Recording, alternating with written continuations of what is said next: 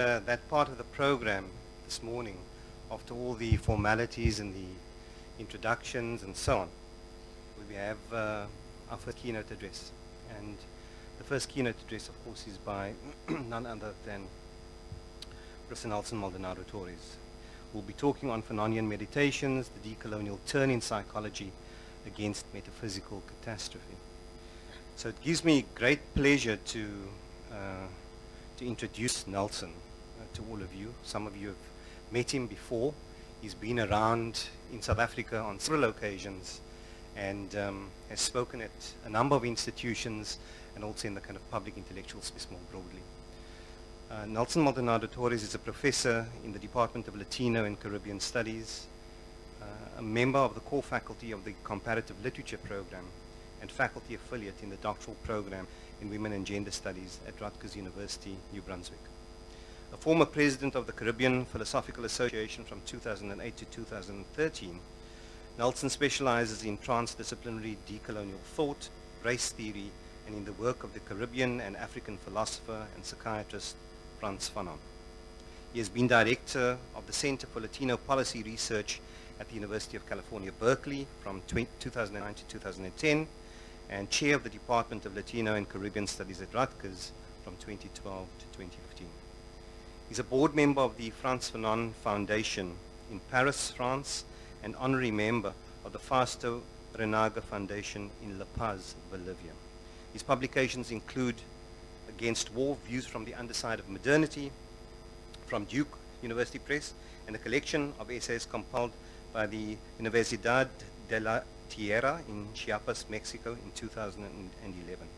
He has guest edited 2 issues on mapping the decolonial turn for the journal Transmodernity and is currently working on 2 book projects, Theorizing the Decolonial Turn and Fanonian Meditations. He also works in a program on black consciousness and decoloniality within the... For those of you who are not aware of this, Nelson is also a distinguished visiting scholar that has been invited to South Africa by the Academy of Science of South Africa in his capacity as the 2019 SF Distinguished Visiting Scholar. Nelson, I invite you to come and deliver your keynote. Thanks.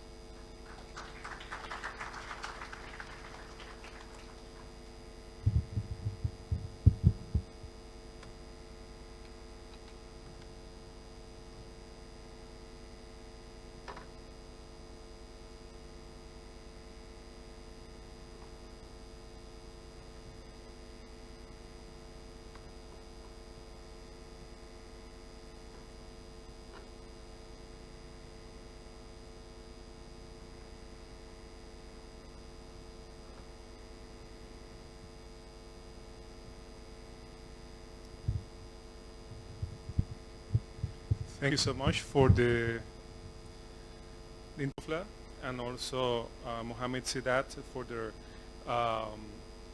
kindness through the years now, and their work facilitating my visit here.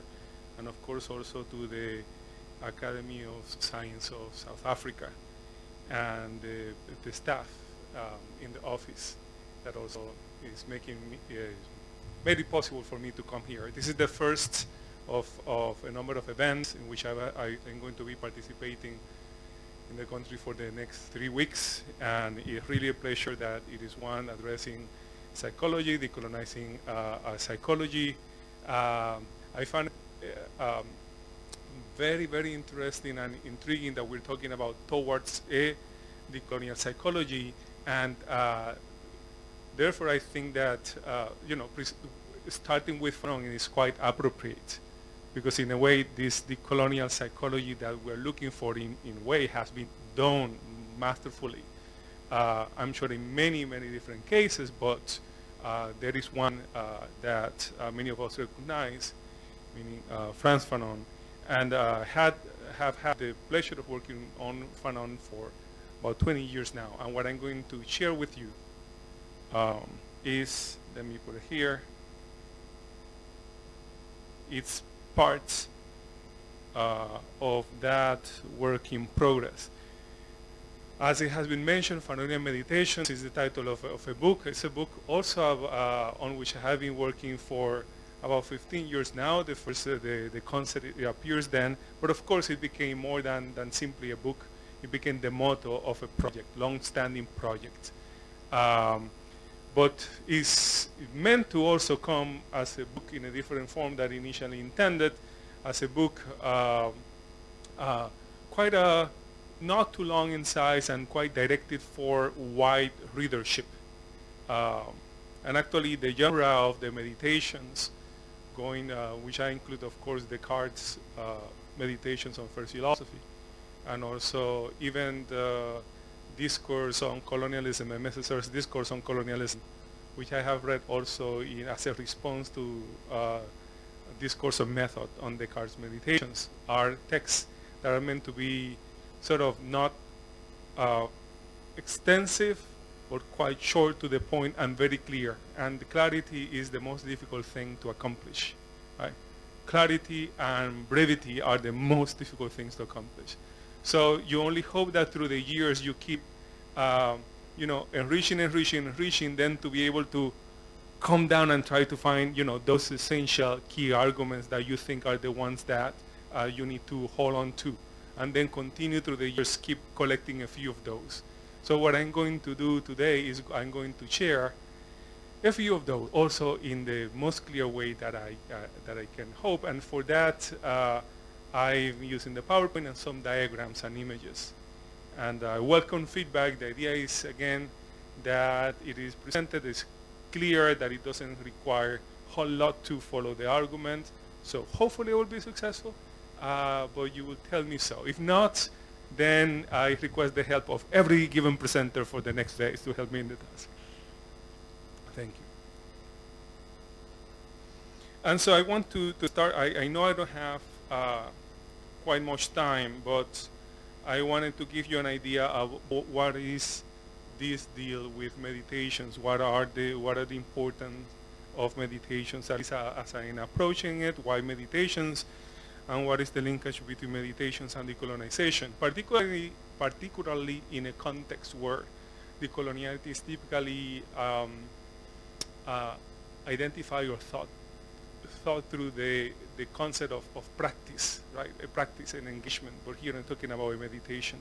So what is the relationship between meditation and practice is a question, and decolonization. And one is that meditation, as I'm approaching, is a way of referring to thinking in the broadest terms possible, right? It's not thinking within a discipline, but thinking in a way metadisciplinarily or beyond the specific disciplines. And you need to do that because if disciplines have been channels of coloniality, then thinking has to, in a way, try to avoid being captured by disciplines and have to engage in a metadisciplinary reflections where you think broadly about the terms that the disciplines take for granted: subjectivity, knowledge, object, methods, and so on and so forth, right? And you do this on disciplinarity, you do it in a very disciplined way, but it's another kind of discipline involved. And then also, what do meditations have to do with decolonization is that meditations in this, if it is thinking in the broadest terms, is the total opposite of not thinking. And colonized subjects and black subjects have been conceived as subjects who cannot think, right? And so especially cannot meditate in this way, right? I could continue to elaborate, but for the sake of time, I'm going to keep moving. And so with that in mind, then what are Fanonian meditations? And I want to highlight 4 points what I consider to be key to these Fanonian meditations. First, they are meditations against coloniality of knowledge, power, and being. And they are meditations that grapple with the reality that blacks cannot meditate. It's meditation about the denial of the black subject as a meditating subject, as a subject that can produce knowledge at that level. But this, for Fanon, knowledge is embodied knowledge, so therefore it's not only knowledge that is included, it's also power and being. It's knowledge that is is embodied, but is also in society, codified by institutions. So the effort of going against coloniality is not only in terms of discourse, but also in terms of practice and embodiment. Therefore, it's against Fanonian meditation, has to be a meditation against coloniality, the coloniality of knowledge, power, and being. It's also from blackness and from coloniality. It's not only about or against coloniality, it is from blackness, from the lived experience of coloniality and blackness. Again, I could go on, but I will leave it there. But it's also towards healing. It has a goal. Right? It's towards healing. So this means when you say against coloniality, the notion of against, implicit to it, there is the idea of critique. Right? Against coloniality involves critique of coloniality. But when you say towards healing, it's not only about critique. It's about the restoration of some crucial aspects of humanity that have been decimated, left behind, or compromised in the modern Western world. And that's a key element. Fanon was a doctor, was a philosopher, and as well as a medic, a psychiatrist, and a doctor. Connects, of course, with psychology, connects with public health, healing, and I think that that's a fundamental aspect that cannot be left behind. And that tends to be left behind when looked at Fanon as a post-colonial critic or someone, within the humanities and so on and so forth, but it cannot be separated Fanon and Fanon's work from these telos of healing. And another aspect that I think is perhaps even more forgotten is the fact that Fanon's reflections and thoughts are insurgent in character, insurgent. It is, and a Fanonian meditation has to be insurgent in some way. And here I'm thinking about the relevance of Fanon, not only as a doctor, but also as a veteran of the Second World War, which war that he joined. He joined the French resistance against the Nazis. And he escaped his island and ended up in North Africa. He joined the French resistance, and he talked about being interested in the plight, the predicament of his brother, the Jew. So he doesn't he doesn't join the Second World War to save the French against the Nazis. It's to engage in a struggle that is responding to the Holocaust, is responding to anti-Semitism becoming now genocidal in a strong way. And Fanon says that his teacher, a Messer in the Caribbean, told him and talked to him that any anti-Semite is also anti-black.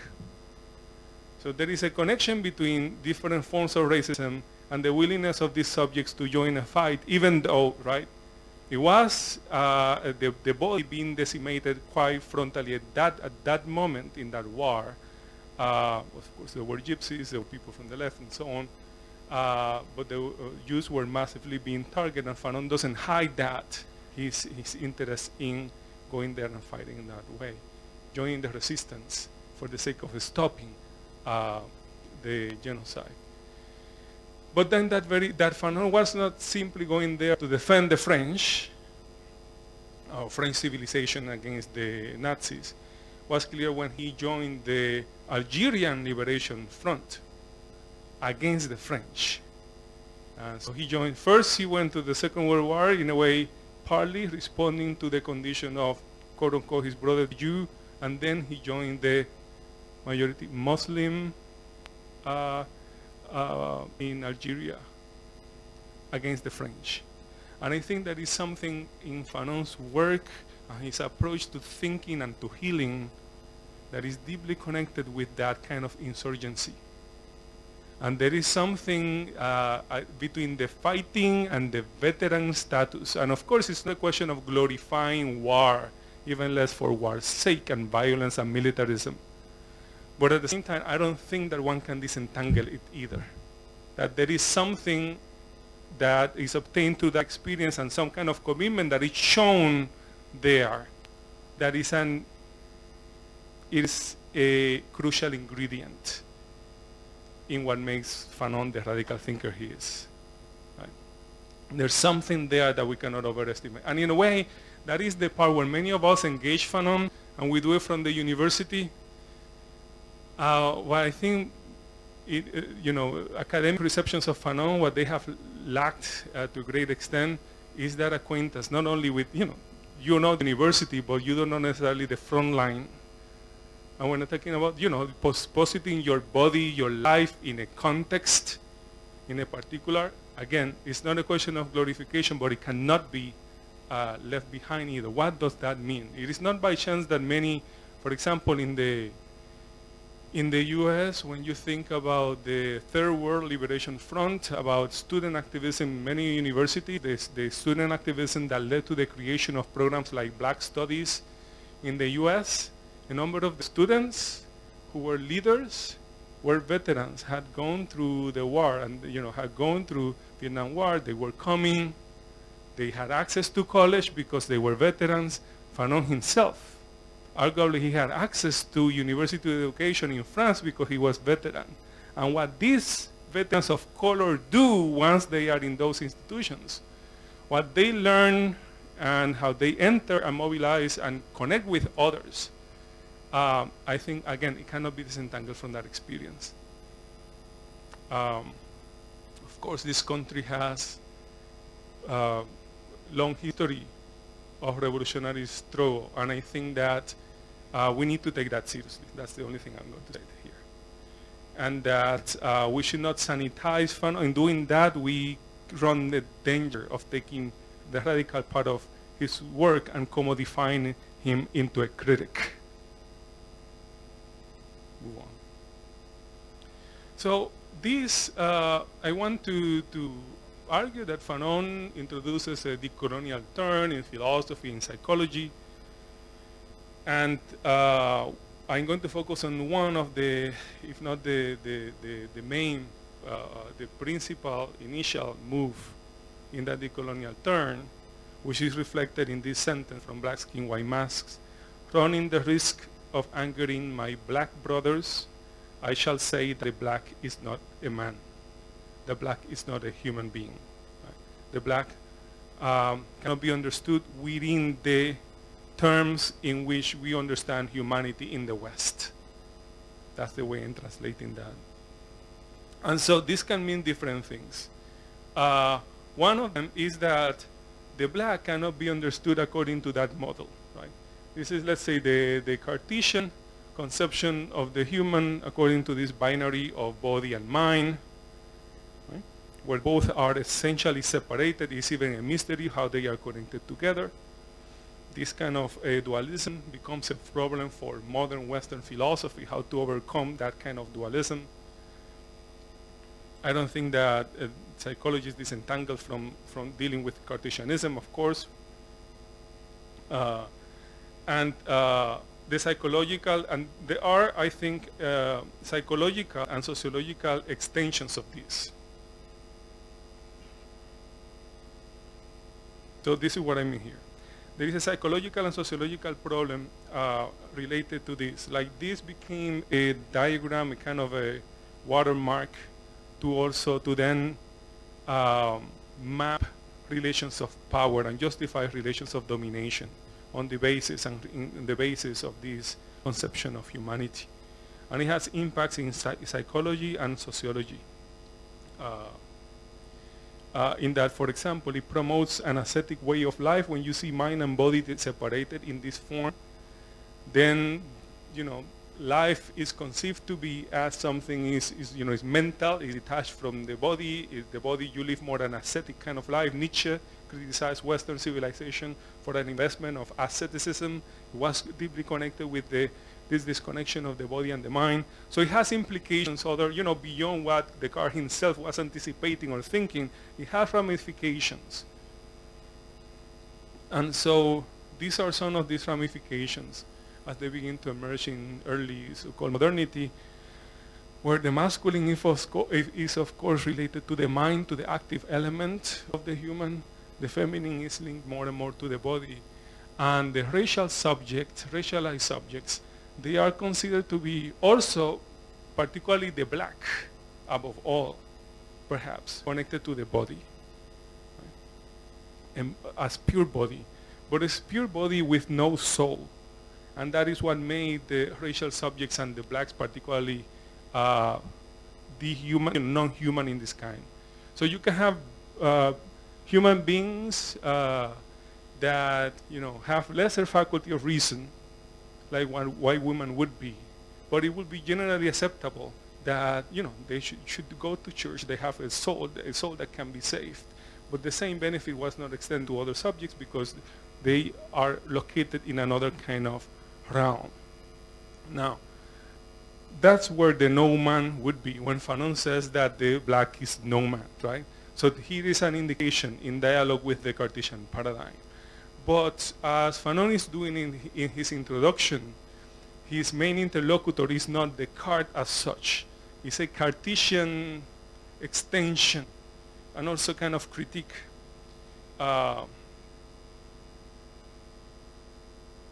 Which is different, but in dialogue with it, which is existential phenomenology and phenomenology. Right? I mean, Edmund Husserl wrote Cartesian meditations, and that kind of phenomenological approach gave birth to a new way of conceptualizing man, humanity. And it will be in critical dialogue with that Fanon will be submitting some of his ideas in Black Skin, White Masks. And let me read then the sentence that follows the sentence that I read previously about the black being not a man, not a human being. There is a zone of non-being, an extraordinarily sterile and arid region, an inclined street bare of every essential from which a genuine departure can emerge. In most cases, the black man cannot take advantage of this descent into a veritable hell. So I want to offer an interpretation of that, because that is what explains what he means that the black is not a man, right? It comes right after. So not being a man has to do with not being able to take advantage of the descent into the veritable hell that is the zone of non-being. So what does this mean?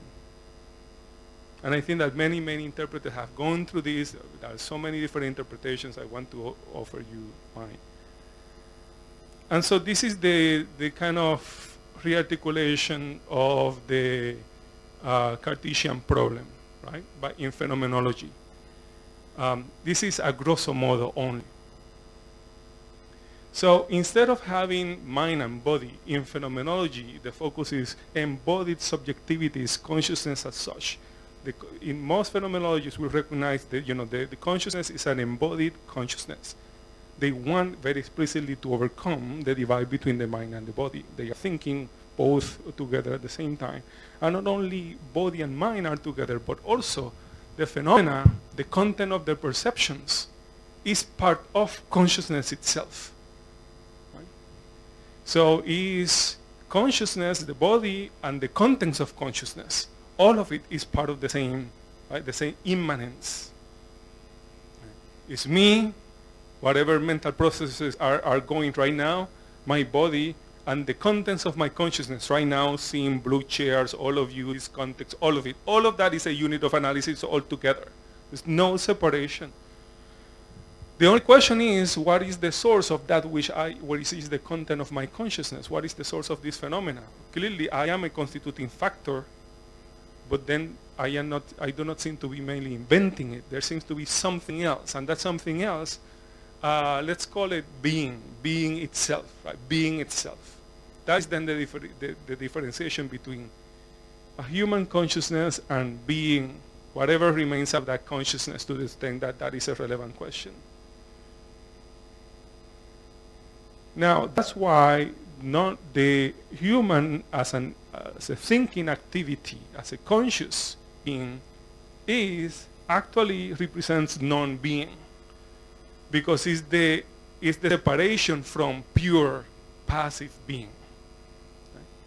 So the human consciousness can merge. This is a kind of Hegelian point, right? It emerges through activities of negation. I can emerge as a subject because I am not the chairs, I am not you, I am not everything, right? There is consciousness cannot emerge with activity of negation. So the human being then is connected with non-being. That is why Jean-Paul Sartre has a book entitled Being and Nothingness. There is being, and nothingness is human consciousness. It's human consciousness. It's free, it's open, it's not determined by anything, it's determined by no thing. It's a non-being. That's why that by confronting your radical contingency and your nothingness is that subjects can aim to become authentic subjects. That is, by going through that awareness of your contingency and nothingness, total freedom and total responsibility, then you can become authentic.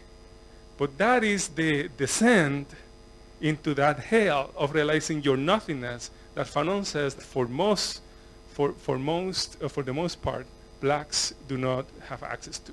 That is not the way to understand black non-being. And so there is a difference then between being and the zone of non-being, the zone of human activity, and the zone of blackness, which is outside. Below, you could say, or outside the frames of being and non-being. And so it means something like this.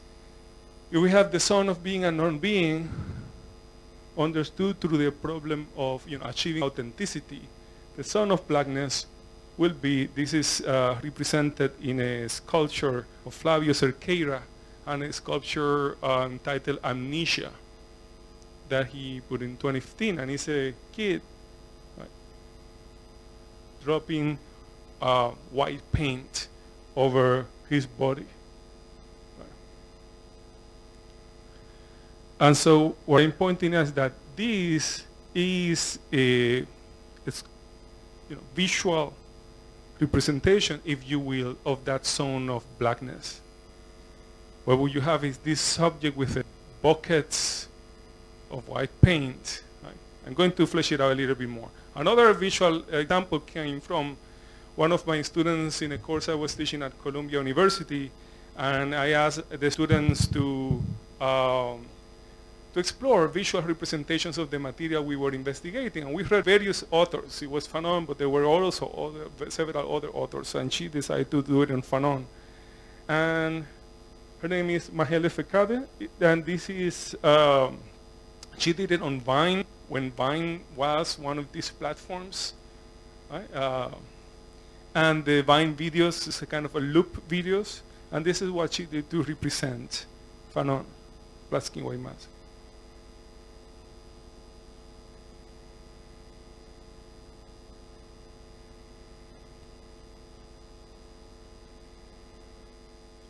You keep waiting,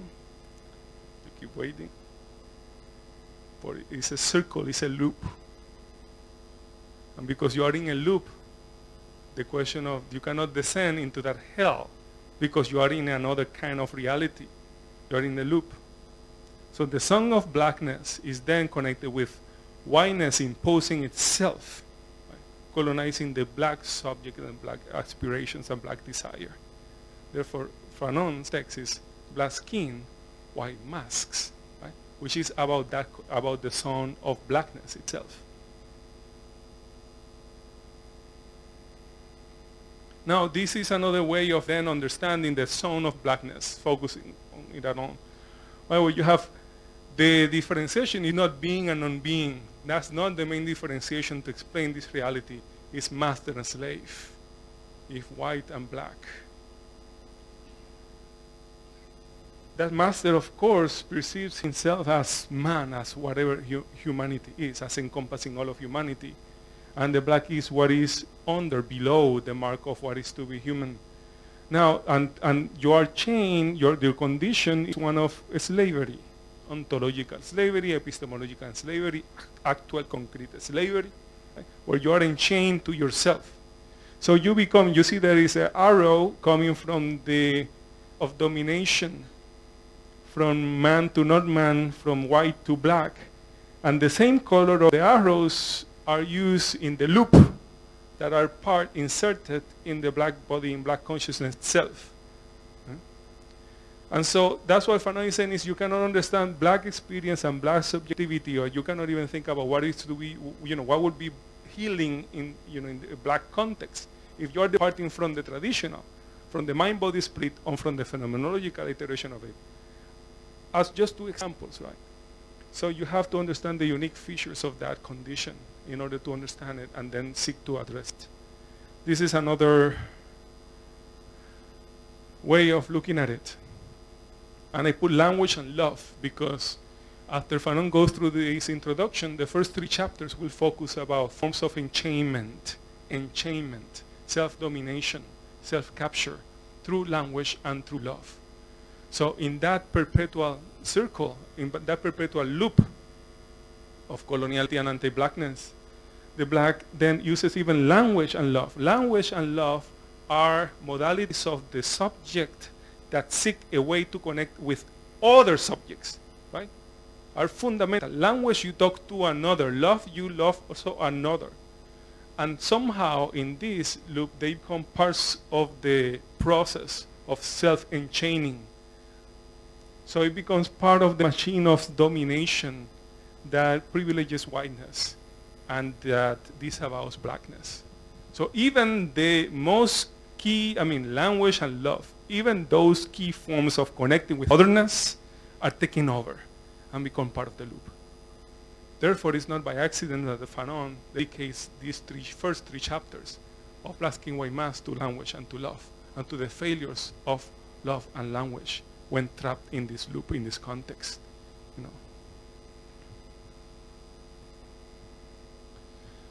And so here are the two models.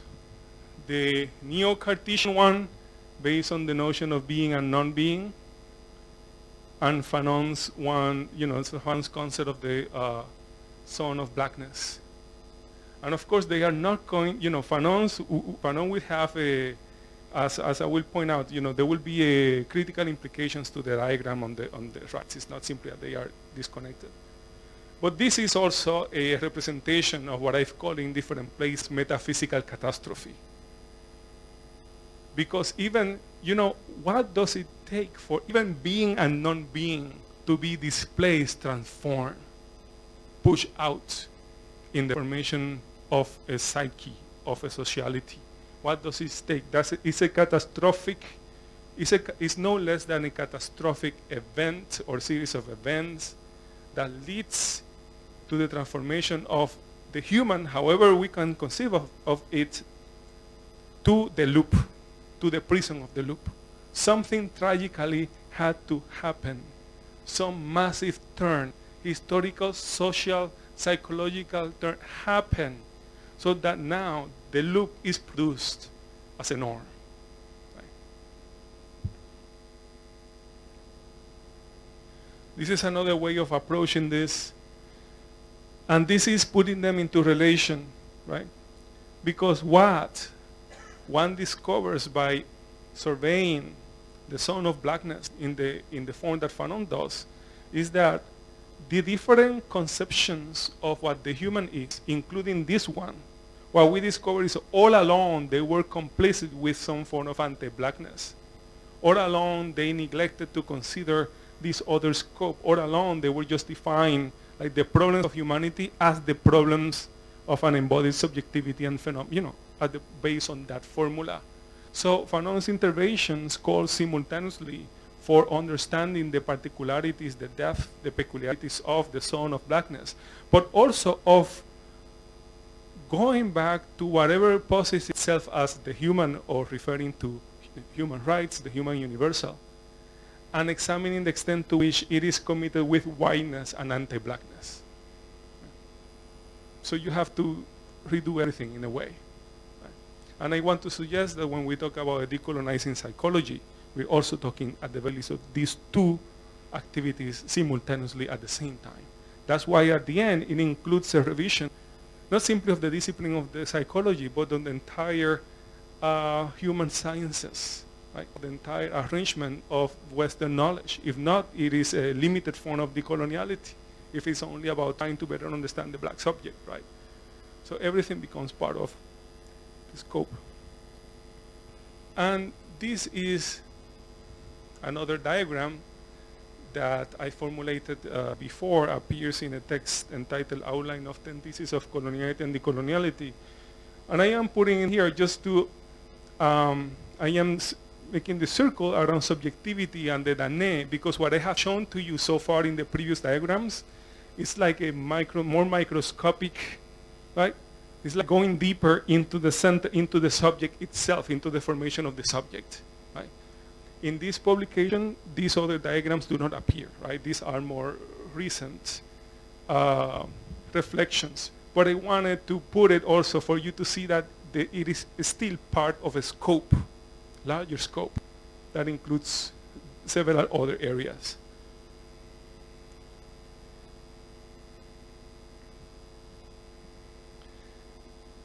There is also, there are also several implications of this that I think contribute to the understanding of the coloniality of gender, what Maria Lugones has called the coloniality of gender, and to decolonial feminism. And I'd like to propose that on this model of when examining the zone of blackness, one has to differentiate two different levels within the zone of blackness itself. First, let's go to the zone of whiteness, the zone that passes itself as normal humanity, where you find the divide between male and female, the binary, the gender binary, the traditional Western colonial gender binary, and male as superior, female as inferior to male, that with that relationship of domination. But still both within the scope of the human, but human understood in differential ways. And then there is the line, the emergence of the non-human. And at the bottom of it, there is, at the bottom of it, I think that the best term to characterize it is the N-word. This is nigger. Accepting is just plain, brute force of dehumanization that even to some extent blows away gender differentiations. At that moment, you're just a body submitted to, not even to death, is to, as I point out in the outline of 10 theses, to experiences that are worse than death. And that is like torture and massive rape. Right? There is that pure brutal, that pure character of the black body in the zone of blackness. But then there are also the attempts, and it comes from those directions. When subjects, black subjects then, they try to mirror what is to be male or what is to be female, right? And that is already a departure from that bottom line, right? And when the one from above from the white world gives itself the freedom of, at any point, depending on your convenience, the context, interest, of looking at you in either the first variation, black male or black female, as conceding some level of gender identification, or completely rendering you into the abyss, right, of torture. That happens, that can happen all the time. So when you have a male black body, a female black body, talking about these bodies as, black men, black woman, captures only part of what happens. That black body can always already be read and treated as if it is even below the category of gender altogether. But both things are there. And so then I think, and I cannot go more into length, but I hope that you begin to see that then we need to be careful when we think about the notion of intersectionality, for example, because one way that is often used is that it sees them as lines in a continuum. And in a way, like the more characters of, the more characterizations of otherness you get, the more oppressed you are. But I think that it is not a matter of these categories being certainly horizontal. They are vertical, and some of them actually is kind of escape. That's why Sylvia Winter calls attention to thinking about the category of the N-word and the black. And I think we still need to do this kind of work of of looking at the black male and black female as something. It's not intermediary. It's less than intermediaries. It's really in the zone of blackness, but it's already dealing with subjects who are trying to and are read in certain ways, right? That's why Fanon, when he talks about love, he then tries to map how is it that males and females behave in the loop as they try to have contact, not simply with whiteness, but with masculine whiteness, which is at the top, right? Which is at the top. That will lead to another talk about gender in those two chapters, but what I am presenting is that this leads to a different than usual reading of the chapters. So to start concluding, only 2 minutes. So if this is part of the diagnosis, right? This is part of the diagnosis, the zone of blackness that Fanon is proposing. What is his response? In terms of the healing. Healing is not only diagnosing, seeing what is wrong, but then identifying how you begin to find a way out. And in that very introduction, Fanon writes, man is not only the potential for self-consciousness or negation.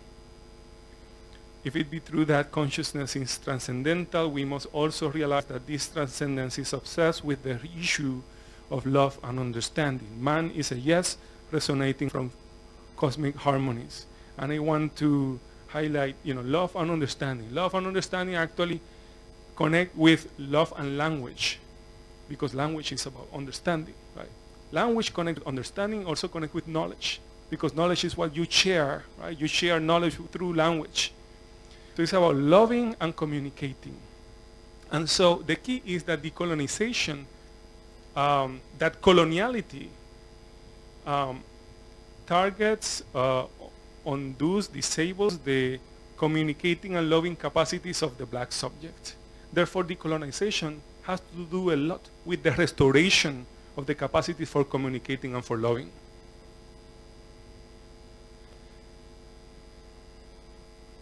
And so, in dialogue with the Black House Collective, I'm thinking about black love, a category that they use by many, they use it in a particular way. And also black knowledge and communication as counter-catastrophic. And this is begins to operate when you resign, you let go from recognition, the desire for recognition of the master, and you invest in activities that go from a slave to slave. It's a slave to slave connection through exercises of black love and black knowledge and communication. Decolonial, in a way, put in short, decolonial forgiving against decoloniality as a war against permanent war. And use forgiving is for the sake of giving to another. Because the black, in the zone of blackness, you are a subject who cannot, you are not seen as someone who can give, because you don't have anything that is worth giving. So restoring the connection is giving, forgiving against decoloniality. The against is the critical part. The forgiving is the generous, loving part. And so I hope that some of these elements prove helpful and relevant for the project of decolonizing psychology. This is, you can barely read it, but it doesn't matter. This is, you find anyway in the outline of 10 theses on coloniality and decoloniality, because just like there was a broad diagram about coloniality, I also provide a broad diagram about decoloniality. And what I've shown in the last couple of slides is then, like before it was a kind of a, like going into a microscope into the dynamics of the subjectivity of the Danae. Here is the same, but now not as a subject constructed by coloniality, but as a subject in the process of emancipation and decolonization. Therefore, black love and black rage are at the center as engines of decolonization. Thank you.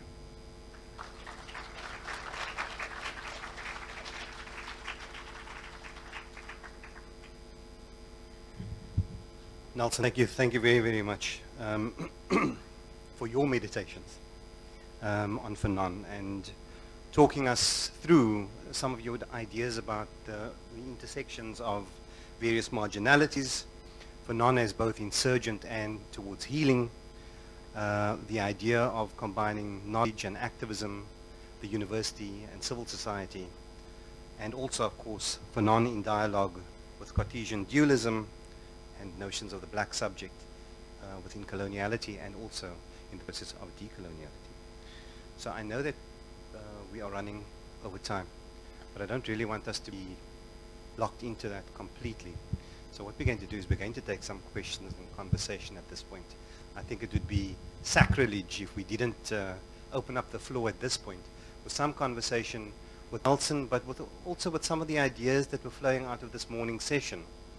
From the panel, but also from some of the speakers who were reflecting on what this conference means for psychology in South Africa in particular, given its history and so on.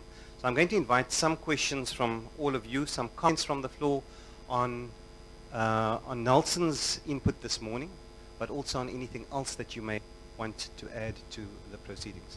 We'll take Kopano. There's one. Anybody else? Kopano, go for it.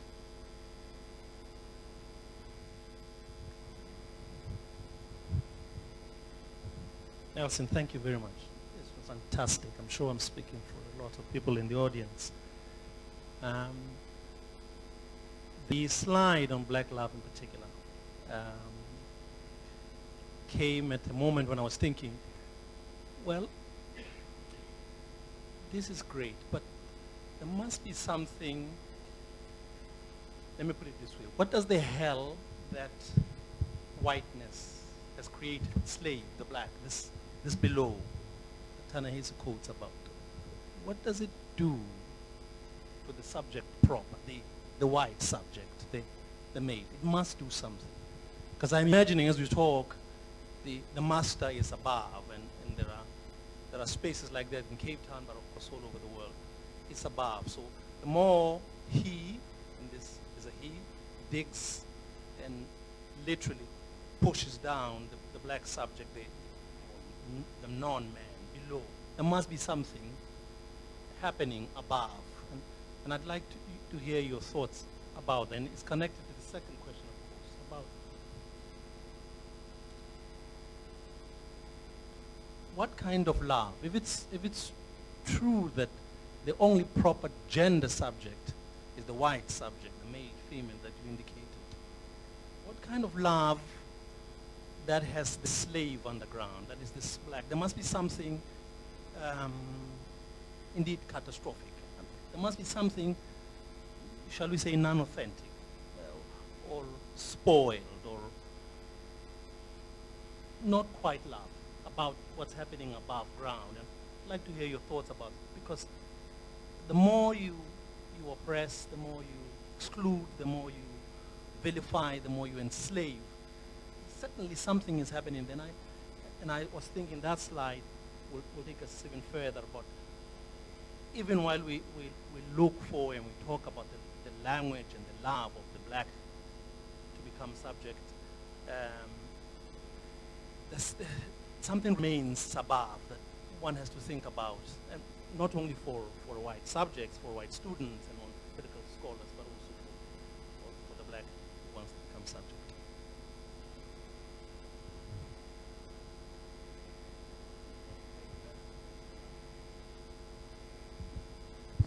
Okay. Thank you.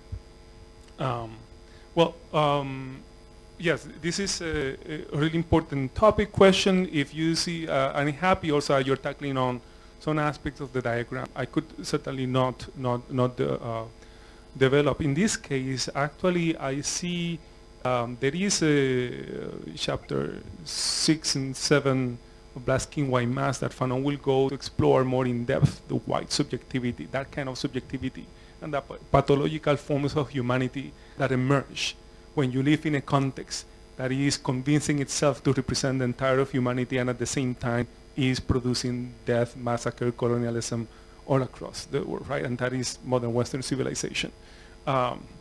So he has some acute analysis about the forms of desire and erotics, the pathological erotic that is formed in that consciousness. Before him, because you hate, but also you desire this black subject. So, there is a huge attraction. So he even says that the white male, it has a, a homoerotic dimension, because you want to lynch the black male, but also you desire the black male. That body has that characteristic, calls on you in that way.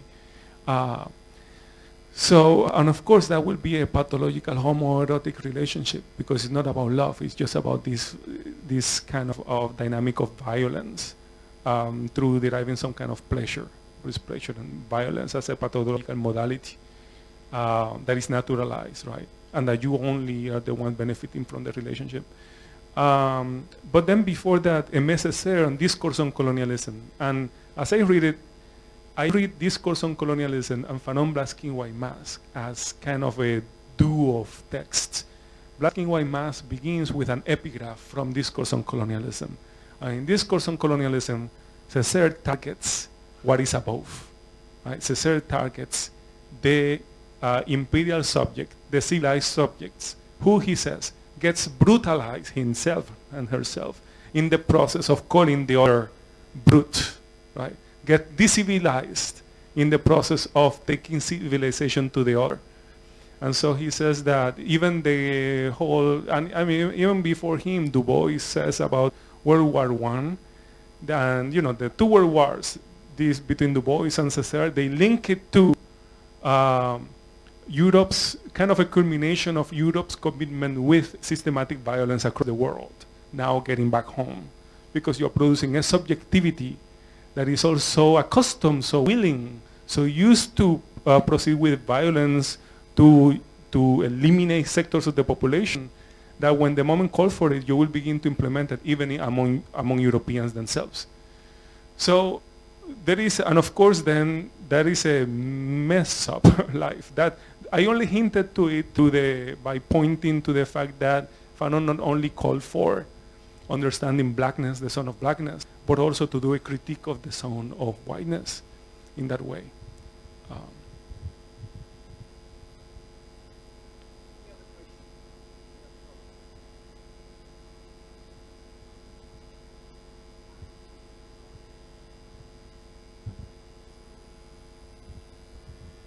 The capacity to love. If you've been so brutalized that you cannot love yourself, then I think the capacity to love the other it just cannot happen.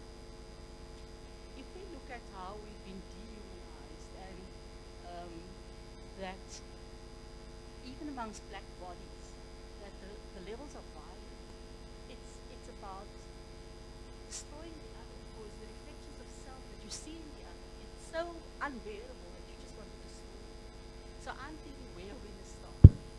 What are your answers? So how do you start this love and you play on the word forgiving? Because if you want to forgive, there must be, other must want to receive it also. So that dialectic, that dualism that we're in this dance, and never too shall be, because we're constantly evading the other, because we cannot see the other or the other. Because we hate ourselves so much, that self-hatred, that you cannot recognize yourself in the other. Yeah, I think from a Fanonian perspective, right, I think that yes, that desire for whiteness is the venom, is the poison that enters into your brain and your mind. But the poison is not, at the end, is not completely effective. As long as there is a breathing human being on that side, there is a subject with the capacity to love and to achieve understanding. And what's happening is that there is a betrayal of the capacity to love and to understand and to use language. But it is a betrayal, meaning that the opposite is also still possible. Right? The opposite is possible. And not only is possible, but it's actually found. Right? They found black love. That's the notion of black love exists. Right? The poison has not killed this capacity. Black communication exists. But it's not a communication now, it's not a speech or a form of love towards whiteness. is towards. And this is why it can be in a way a radical form of love, because it's a love, you don't gain anything by loving another black person, right?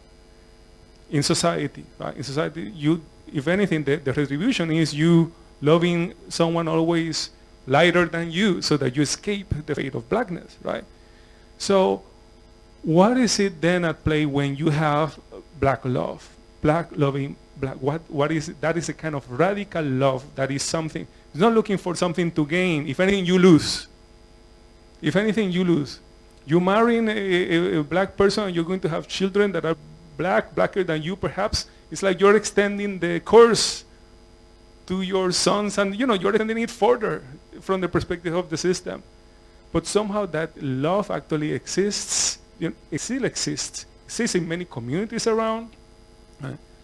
And so I think that is the call for us to identify, to call, to further, to keep fleshing out, to support loving and black communication in all its forms. And black love including not only, in an erotic or romantic way, but in coming together to take over a building, to coming together to protest, coming together against coloniality, right? That's when Fanon was talking about then of people. And then it's not only the black, anyone then can come. He says even the whites, the white French in Algeria, they could join at the revolution. It only suffices them to really join the struggle. When you are the struggle, then you are forgiving against the coloniality for the sake of forgiving is not exactly the liberal form of forgiveness, right? It's not forgiveness. It's a radical insurgent action and intervention in the world for the sake of giving to be expanded, right? For generosity to be possible. So it's a revolutionary call also.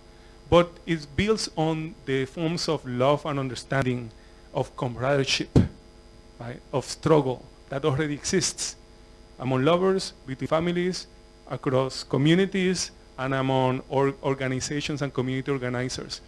I think that the kind of love that can lead someone to join a war for the sake of fighting for your brother, the Jew, for example.